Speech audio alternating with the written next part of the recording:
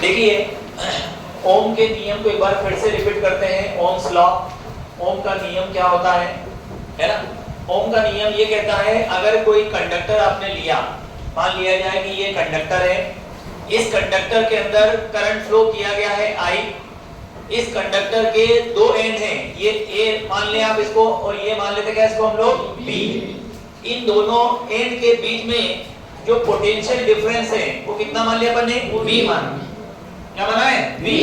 तो Ohm's law के अनुसार यदि सभी फिजिकल कंडीशन फिक्स हो जाए, कांस्टेंट हो जाए, फिजिकल कंडीशन का मतलब temperature, pressure, length of the conductor, width of the conductor, अगर ये सारी चीजें एकदम फिक्स कर दी जाए तो सभी फिजिकल कंडीशन के कांस्टेंट होने पर किसी कंडक्टर में बहने वाला करंट उस कंडक्टर के पोटेंशियल डिफरेंस के डायरेक्टली प्रोपोर्शनल होता है। एक constant physical condition, that is physical condition में आएगा टेम्परेचर और प्रेशर।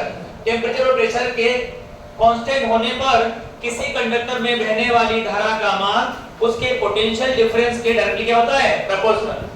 क्या होता है? Directly proportional. ठीक है,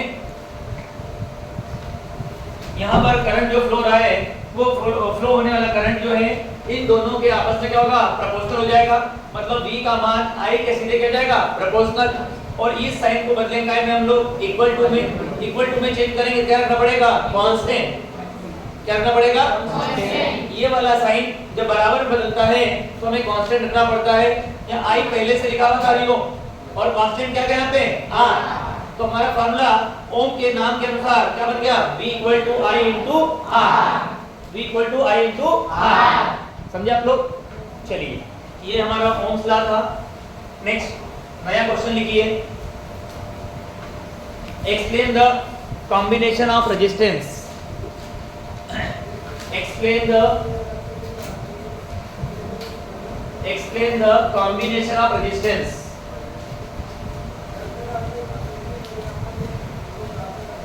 Explain the combination of resistance. Combination of resistance. हमें रेजिस्टेंस के कॉम्बिनेशन को समझाना है। बेटा रेजिस्टेंस को कंबाइन करने के दो तरीके हैं। कितने तरीके हैं? दो। पहला है सीरीज कॉम्बिनेशन। नंबर 1 आएगा सीरीज कॉम्बिनेशन। मान लिया जाए let R1, R2 and R3 resistors are connected in series. मान लो बेटा R1 नाम का, R2 नाम का और R3 नाम का तीन रेजिस्टर्स हैं। इनको हमने जोड़ दिया है। किस तरीके जोड़ा है इनको? सीरीज में।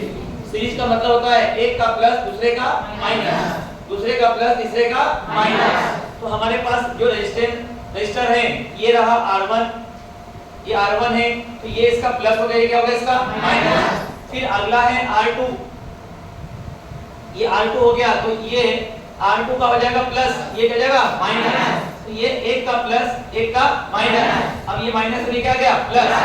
ऐसे कनेक्शन का नाम होता है सीरीज कॉम्बिनेशन। क्या नाम है इसका? Series combination. अब तीसरा रेजिस्टेंस आया बेटा। तीसरा रेजिस्टेंस भी आपने जोड़ा R3, फिर आपने कहा कि सर इसका प्लस है, ये क्या इसका? माइनस। ये देखिए एक का माइनस दूसरे का है प्लस। ये जो कॉम्बिनेशन है ये सीरीज है। ये क्या आपका? सीरीज। अब इस तीनों रजिस्टर को हमने एक बैटरी से जोड़ दिया है। इस प्रकार एक बैटरी लगा दी है और यहाँ पे की बटन लगा दिया है और इसको पूरा कनेक्ट कर दिया है। अब आपने कहा कि यहाँ से अगर I करंट फ्लो होता है तो I करंट आपका जाएगा तार के माध्यम से और यही I करंट R1 में भी जाएगा, यही करंट कहां में जाएगा? R2 में, और यही करंट कहां जाएगा? R3 में। सेम करंट फ्लो होगा। क्यों होगा? क्योंकि अगर पाइपलाइन से पानी आ रहा है तो वही पानी अगर यहाँ नल लगा हुआ है तो उसमें कोई पानी जाएगा, नल यहाँ लगा है तो पानी उसमें उतना ही जाएगा, और यहाँ नल लगा हुआ पानी उतना ही जाएगा। क्योंकि कॉम्बिनेशन कौन सा बेटा आपका? सीरीज वाला। कॉम्बिनेशन कौन सा आपका? सीरीज। तो सेम करंट फ्लो होता है सीरीज कॉम्बिनेशन में। ये बात आपको ध्यान रखनी है। सेम करंट फ्लो होगा किसमें? सीरीज कॉम्बिनेशन में। लेकिन सीरीज कॉम्बिनेशन में हर एक रेजिस्टेंस के अक्रॉस पोटेंशियल डिफरेंस अलग-अलग होगा। पोटेंशियल डिफरेंस क्या होगा? अलग-अलग। आपने कहा कि सर इसके अक्रॉस जो पोटेंशियल डिफरेंस है वो कितना हो जाएगा? V1। इसके अक्रॉस पोटेंशियल डिफरेंस कितना हो जाएगा? V2। इसके अक्रॉस पोटेंशियल डिफरेंस कितना होगा? V3। समझे आप लोग? और V1, V2 और V3 इन सभी का सम V के बराबर आएगा। इन सभी का सम कितना आएगा? V के बराबर। समझे आप लोग? तो हम कह सकते हैं फ्रॉम डायग्राम से आपने कहा V बराबर हो जाएगा V1 plus V2 plus V3। Battery का पोटेंशियल तीनों रेजिस्टेंस के अक्रॉस पोटेंशियल के सम के क्या हो जाएगा? बराबर। अब यहाँ पर V बराबर होता है I into R, ओम के नियम के अनुसार। बराबर करने V बराबर क्या होता है? I into R। तो यहाँ पर करंट I है, रेजिस्टेंस क्या है बेटा? R। बैटरी का रेजिस्टेंस कितना मान लिया अपन ने? R। ये पूरे सर्किट का जो रिजल्टेंट रेजिस्टेंस है वो कितना मान लिया अपन ने? R मान। इक्वल टू यहाँ पे आएगा I into R1, क्योंकि R1 में से भी करंट कितना जाएगा?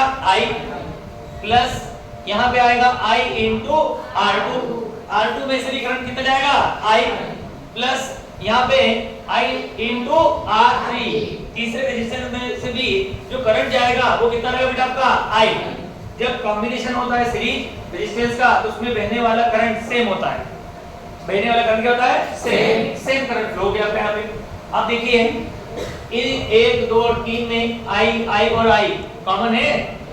तीनों में से I कॉमन ले लिया, अंदर बचेगा R1 plus R2 plus R3 और यहाँ पे I इंटू क्या है? R। ये I से I क्या हो जाएगा? कैंसिल। तो R बराबर हो जाता है R1 plus R2 plus R3। यदि तुम्हें रिजल्टेंट रेजिस्टेंस निकालना है सीरीज कॉम्बिनेशन का रिजल्टेंट रेजिस्टेंस निकालना है तो उनको हम जो है लीनियर सम कर देंगे, उन सभी को आपस में कर देंगे, जोड़ देंगे। कैसे? डायग्राम बनाया मैंने यहाँ पे। मैंने कहा बेटा एक रेजिस्टेंस 2 ओम का है, अगला रेजिस्टेंस 3 ओम का है, इसके बाद वाला रेजिस्टेंस 4 ओम का है। तो बताइए कि इस सर्किट में रिजल्टेंट रेजिस्टेंस कितना होगा? इस सर्किट में रिजल्टेंट रेजिस्टेंस कितना होगा? तो पहले तो देखना है कि कॉम्बिनेशन कौन सा है। बोला है कॉम्बिनेशन एक का प्लस एक का माइनस। अगर कॉम्बिनेशन आपका है कौन सा? सीरीज, तो रिजल्टेंट निकालने के लिए R1 plus R2 plus R3 कर देंगे आप लोग। तो यहाँ से अगर रिजल्टेंट निकालना है तो R बराबर R1 कितना है? 2, R2 कितना है? 3, R3 कितना है? 4। तो ये 2 प्लस 3 5 हो जाएंगे, 5 प्लस 4 कितना गया? तो रिजल्टेंट रेजिस्टेंस आ गया आपका 9। ये आंसर हो जाएगा। सीरीज कॉम्बिनेशन में रिजल्टेंट रेजिस्टेंस निकालने का तरीका फार्मूला क्या होता है? तो R बराबर होता है R1 plus R2 plus R3। अगर और भी ज्यादा होंगे तो चौथे को भी जोड़ देंगे, और ज्यादा होगा तो पांचवे को भी जोड़ देंगे आप लोग। समझे आप लोग? तो ये सीरीज कॉम्बिनेशन है, इसको उतार लीजिए आप लोग सभी।